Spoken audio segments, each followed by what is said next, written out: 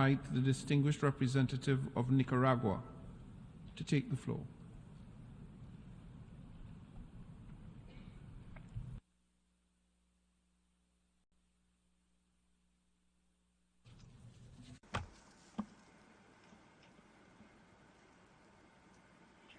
Thank you very much, Mr. President.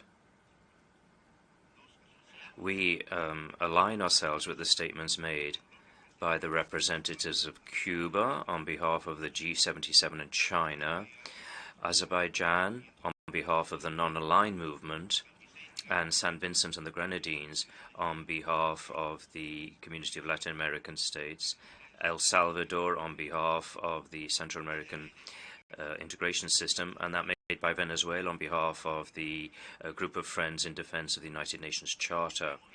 We recognize and we thank the Foreign Minister of Cuba for being with us, Brother Bruno Rodriguez.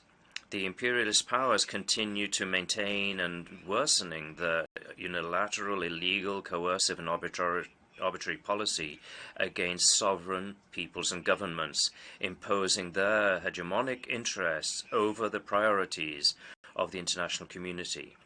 They foment wars, blockades, sanctions, and defamatory campaigns. These are contrary to international law, to the United Nations Charter, and the most basic principles that should guide the relations of mutual respect, solidarity, dialogue, and cooperation between states. The peoples of the entire world have the right to exercise our national sovereignty, our independence, moving forward in building and developing our own model of political, economic, social, and cultural development, free from any interventions, threats, or aggressions from abroad. In the face of these perverse practices, our developing people are moving towards multipolarity, confronting the destructive imperialism and neocolonialism, which tries to dominate the planet and humanity. And thus it is that humanity is creating the conditions to put an end to the imperial hegemony. And in this spirit, with its own voice, with its own identity, dignity, and shared values, the international community should move forward to better integration, rejecting and denouncing all remnants of colonialism. We are referring to the criminal, economic, commercial, and financial embargo which has been imposed for more than 60 years on the Brotherhood Republic of Cuba, and its unjustified inclusion in the list of state sponsors of terrorism, and it should be removed from that list. The U.S. hegemony has imposed on the heroic people of Cuba an illegal blockade.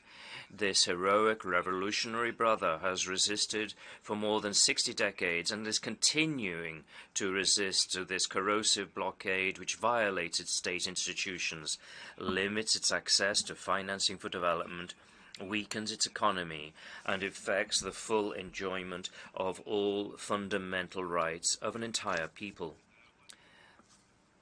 Nicaragua, along with all developing countries, the international community as a whole, rejects these illegal,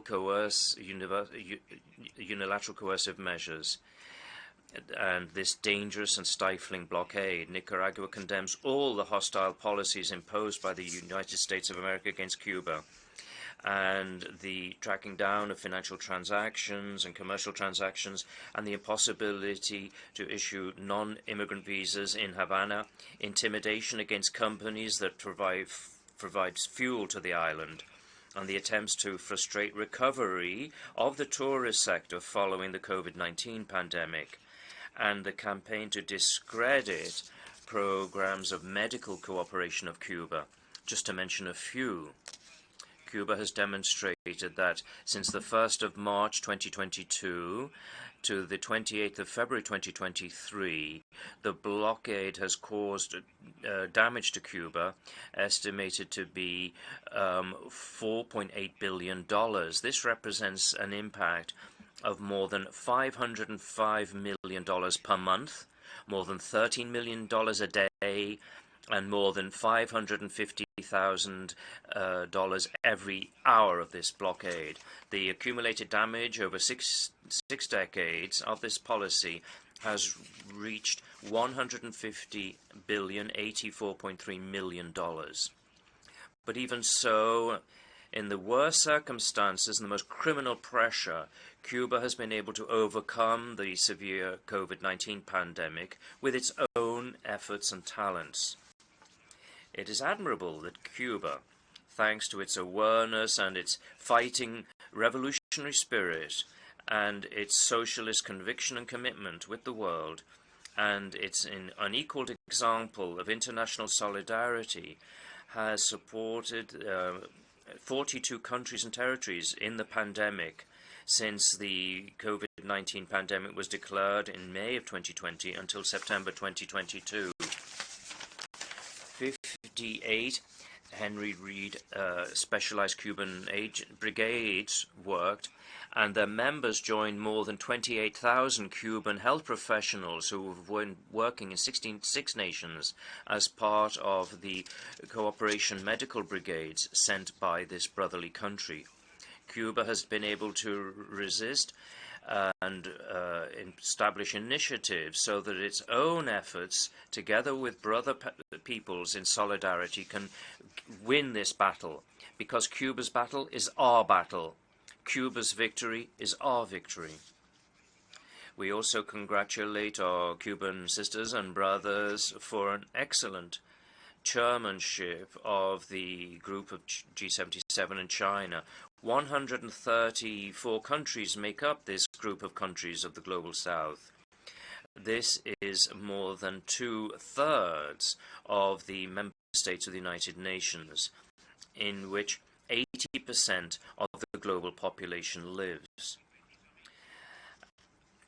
And indeed, at the recent summit of the G77 in China, held in Havana, showed that they have not been able to kill these imperialists and colonialists of the world, have not been able to kill the fighting spirit and the dignity of the peoples of the world.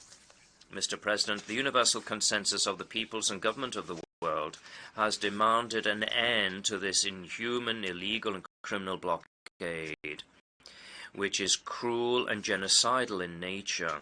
It violates the human rights of an entire people, undermining the efforts of the courageous Cuban people to implement their national plan of economic and social development for 2030, as well as achieving the 2030 Agenda and the Sustainable Development Goals.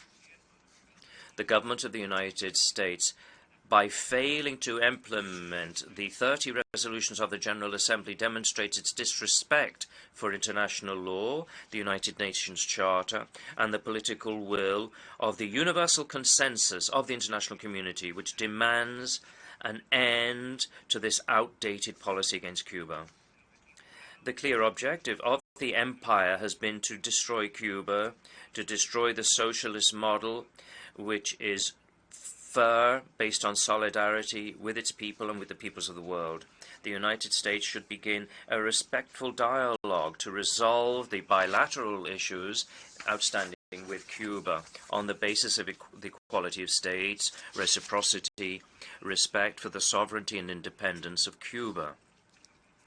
Mr. President, we are fully convinced that international solidarity with Cuba will continue to be effective, and that the General Assembly will condemn today, once again, this criminal embargo and all the extraterritorial measures which are being implemented against the dear people of Cuba. We hope that once again there will be the end of the double standards in this General Assembly, and that there will be respect for and implementation of the various UN resolutions on this issue, that we put an end to this inhuman blockade against Cuba.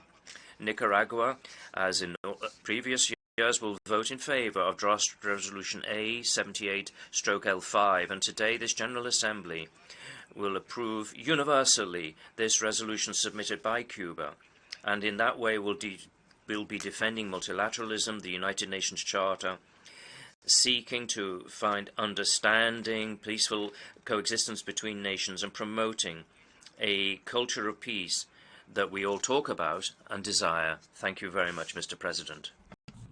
I should like to thank the distinguished representative